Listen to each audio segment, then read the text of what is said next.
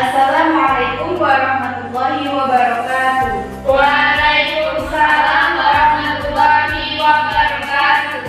Bagaimana kabar kalian anak-anak? Alhamdulillah baik. Alhamdulillah. Baik, untuk memulai kegiatan pembelajaran kita pada hari ini, marilah kita membuka dengan membaca basmalah bersama-sama. Bismillahirrahmanirrahim. Sebelum mulai pembelajaran, Ibu absen dulu ya. Ahmad sakit. Ya. Baik, kita doakan semoga Ahmad segera diberi kesembuhan oleh Allah Subhanahu wa taala. Amin. Selanjutnya, Ambarwati, hadirah Bu. Intan Wahyuniarti, Hadirah. Salvina, Hadirah. Baik anak-anak, pada pertemuan minggu lalu kita membahas tentang akhlak terpuji pada diri sendiri, yaitu tawakal, ikhtiar, sabar, syukur, dan qanaah. Pada pertemuan kali ini kita mulai memasuki bab 3, yaitu akhlak tercela pada diri sendiri.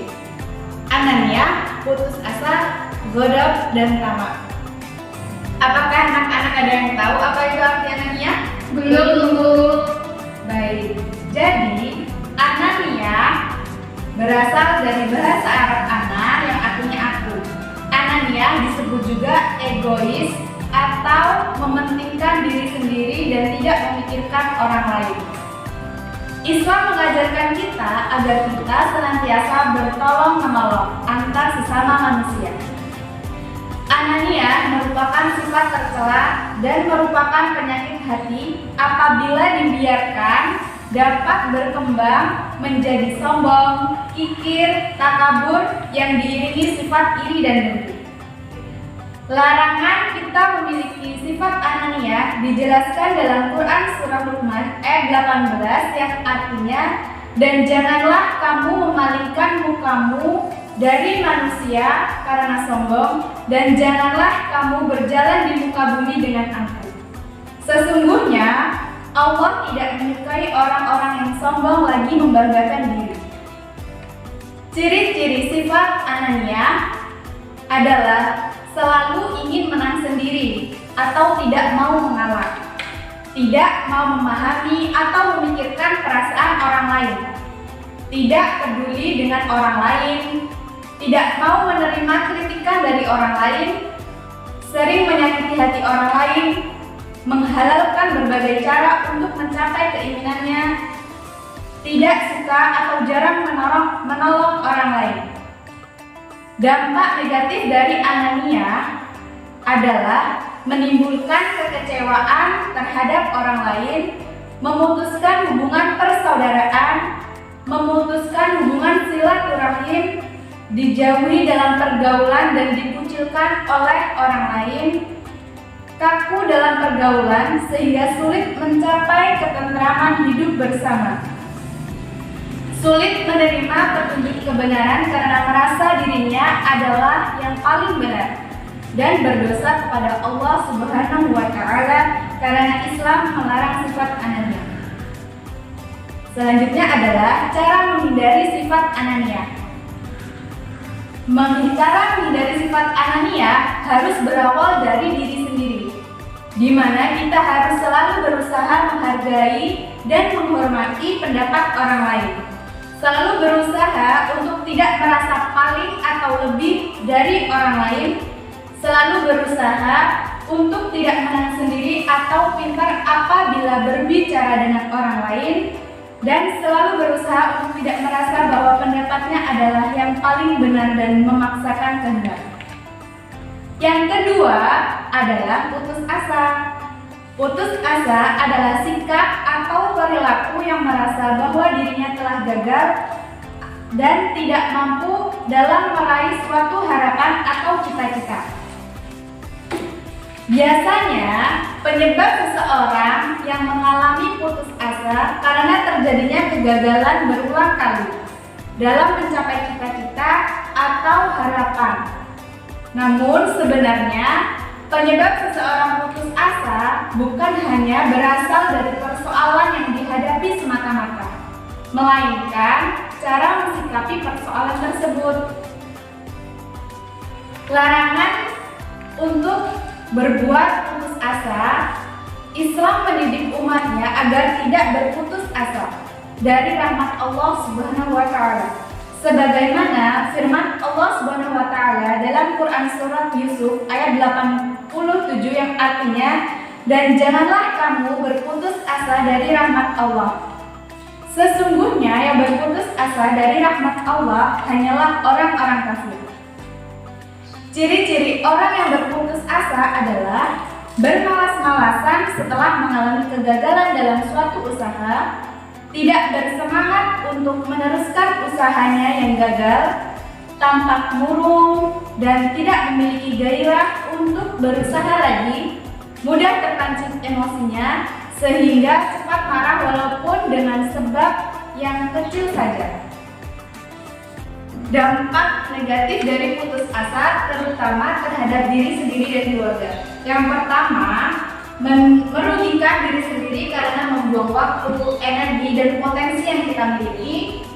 Terus susah untuk mencapai kemajuan karena tidak berani berbuat dan khawatir menanggung kegagalan lagi.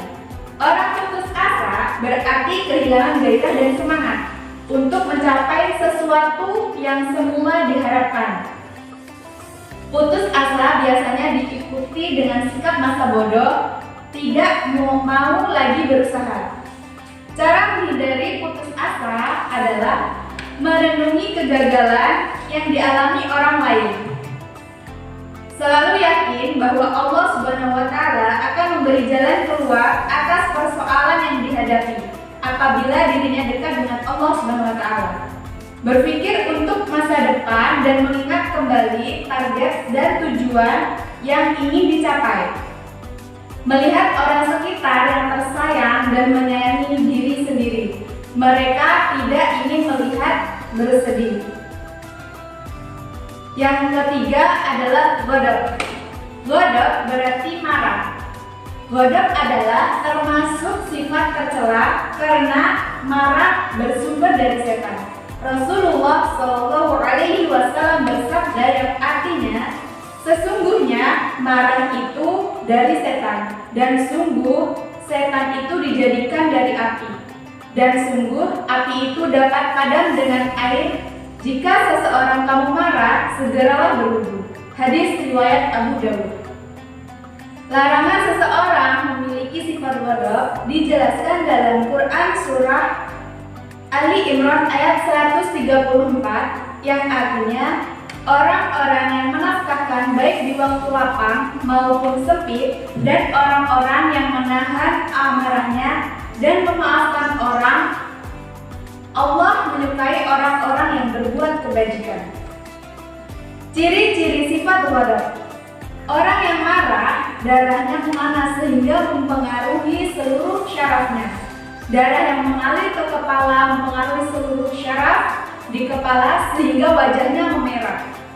Kemarahan seseorang dapat diwujudkan dalam bentuk pandangan mata yang tajam dan mata memerah dan jarang berkedip.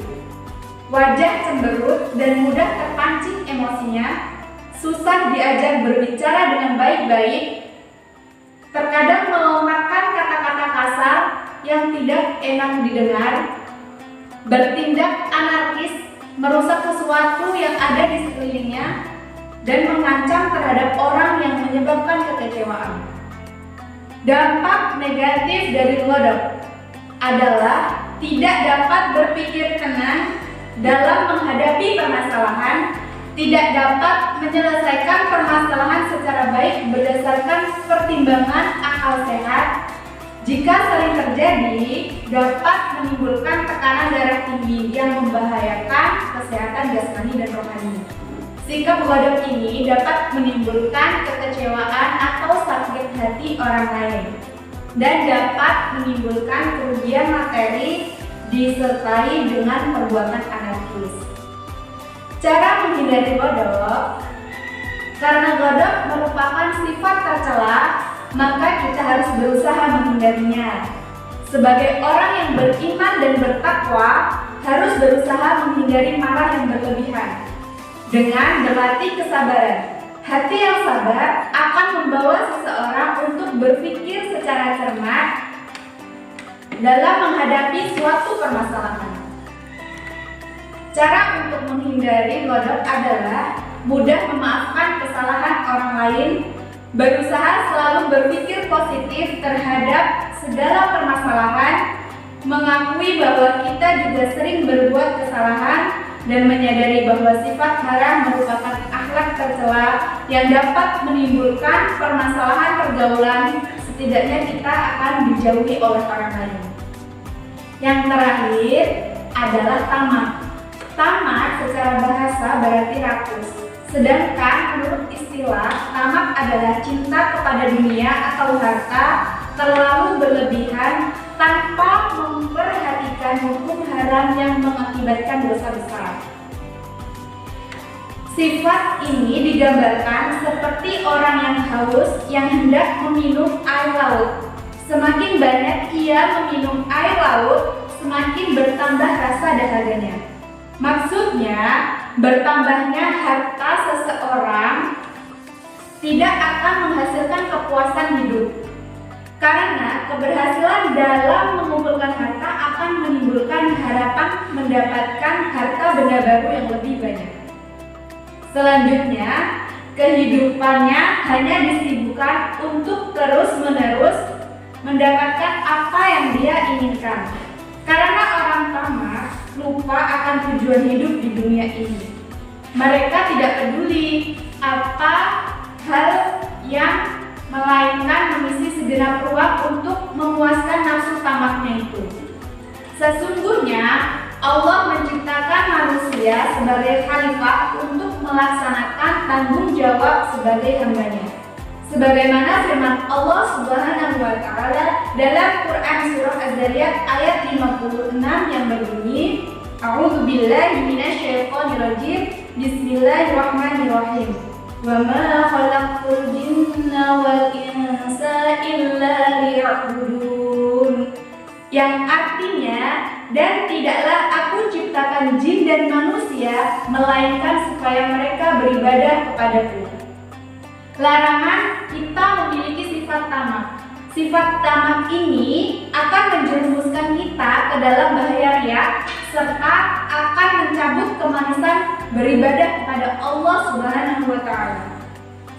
Dijelaskan dalam firman Allah Subhanahu wa Ta'ala Quran surah Al-Munafiqin ayat 9 yang artinya, wahai orang beriman, janganlah kamu dilalaikan oleh urusan harta benda kamu dan anak-anak kamu dari mengingat Allah dengan menjalankan perintahnya.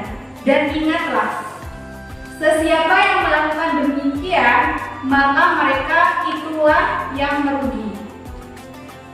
Ciri-ciri sifat tamak adalah tidak pernah merasa puas dengan kekayaan yang dimiliki, selalu menghitung-hitung puji secara materi, tidak mau melakukan sesuatu jika tidak menguntungkan, hidupnya terbelenggu untuk mencari keduniaan, tidak mau mengeluarkan uang jika tidak memberikan keuntungan yang menambah kekayaan, dan tidak berpikir bahwa sebagian hartanya adalah milik fakir miskin.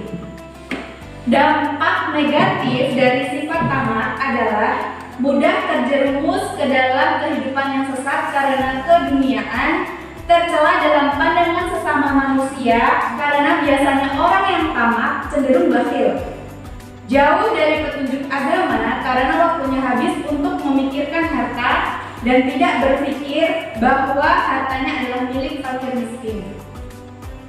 Cara menghindari sifat tamak adalah memupuk keyakinan bahwa rezeki dari Allah Subhanahu wa Ta'ala telah ditata sesuai dengan porsi masing-masing.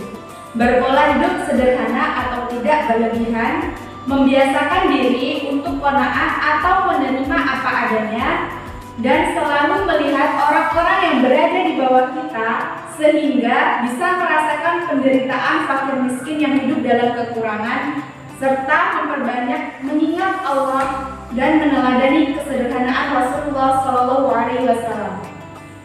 Baik anak-anak, itu tadi materi kita pada pertemuan kali ini. Apakah ada yang ingin dipertanyakan? Baik, Intan, silakan. Bu, bagaimana cara kita untuk menghindari 4 akhlak tercela tersebut?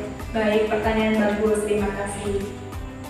Jadi, cara kita untuk menghindari keempat akhlak tercela tersebut adalah dengan menanamkan akhlak terpuji dalam diri sendiri. Setiap manusia memiliki 2 sifat, yaitu sifat terpuji dan sifat tercela. Atau kalau dalam bahasa kita sering disebut sifat buruk dan sifat baik. Ketika kita bertemu seseorang, dia terlihat baik, namun di lain waktu kita bertemu lagi dengan seseorang tersebut, ia terlihat jahat. Jadi, perbuatan baik bisa dibiasakan dengan latihan. Apabila seseorang dilatih untuk berbuat kebaikan, maka ia akan menjadi baik. Dan sebaliknya, jika sifat buruk itu tidak perlu dilatih. Apabila potensi baik tidak dipupuk, maka timbullah pengaruh buruk yang akan membuat seorang menjadi jahat. Sifat jahat sendiri merupakan penyakit hati dan bisa menimbulkan sifat tercela pada diri sendiri. Oleh karena itu, kita harus mewaspadainya karena tanpa kita sadari, kita telah melakukan sifat tercela pada diri sendiri. Sehingga, cara menghindarinya adalah kita harus melatih diri kita untuk selalu berbuat baik karena potensi sifat buruk tidak akan muncul dan perlahan akan terkikis oleh perbuatan baik itu. Minggu lalu kita sudah mempelajari akhlak terpuji pada diri sendiri. Jadi kita harus membiasakan untuk kita selalu berbuat baik. Bagaimana Intan? Baik. Baik, karena waktu kita sudah habis, penjelasan sudah selesai. Marilah kita menutup pembelajaran kita pada hari ini dengan melafazkan hamdalah bersama-sama. Alhamdulillahirabbil alamin. Ibu akhiri, wassalamualaikum warahmatullahi wabarakatuh.